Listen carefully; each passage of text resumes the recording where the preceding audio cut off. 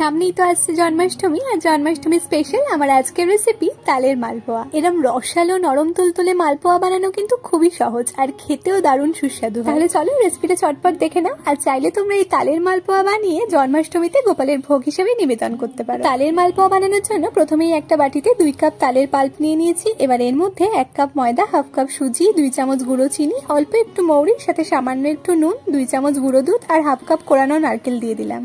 এবার সবটা খুব ভালো করে মিশিয়ে নিয়ে মিশ্রণটা চাপা দিয়ে 30 মিনিটের জন্য রেস্টে রেখে দিলাম। ততক্ষণ চলো চিনি শিরাটা বানিয়ে নেওয়া যাক। চিনি শিরাটা বানানোর জন্য একটা প্যানে 1 কাপ চিনি, 2 কাপ জল, সাথে একটু এলাচ, একটু কেশর দিয়ে মিডিয়াম ফ্লেমে রেখে এটাকে একটু ফুটিয়ে নেব। চিনিটা খুব ভালো করে গলে গিয়ে চিনি শিরাটা যখন একটু চিটচিটে মতন হয়ে আসবে তখন এটাকে নামিয়ে নিলাম। আর এদিকে 30 মিনিট পর তালের মিশ্রণটা আরো একবার খুব ভালো করে মিশিয়ে নেব। এই তালের মিশ্রণটা কিন্তু খুব বেশি ঘন বা খুব বেশি পাতলা করে বানালে হবে না। আর 30 মিনিট পর যদি দেখো তালের মিশ্রণটা খুব বেশি ঘন হয়ে গেছে তাহলে এতে অল্প একটু দুধ মিশিয়ে নেওয়া যেতে পারে। তবে আমার বানানো তালের মিশ্রণটা একদম পারফেক্ট হয়েছে, তাই এতে আলাদা করে দুধ মিশিয়ে নেওয়ার কোনো প্রয়োজন হয়নি। এবার মালপোয়াগুলোকে ভেজে নেবো। তার জন্য একটা প্যানে বেশ খানিকটা সাদা তেলের সাথে অল্প একটু ঘি মিশিয়ে এটাকে গরম করে এর মধ্যে অল্প অল্প করে তালের ব্যাটারটা দিয়ে এবার একদম লো টু মিডিয়াম ফ্লেমে একটু সময় নিয়ে মালপোয়াগুলোকে উল্টে পাল্টে ভালো করে ভেজে তুলে নিই। আর এইভাবে সমস্ত মালপোয়া ভাজা হয়ে গেলে এই গরম গরম মালপোয়াগুলোকে বানিয়ে রাখা চিনি শিরার মধ্যে দিয়ে দিলাম। এখন মালপোয়াগুলোকে চিনি শিরার মধ্যে 5 থেকে 7 মিনিটের জন্য রেখে তারপর চিনি শিরা থেকে তুলে নিলাম।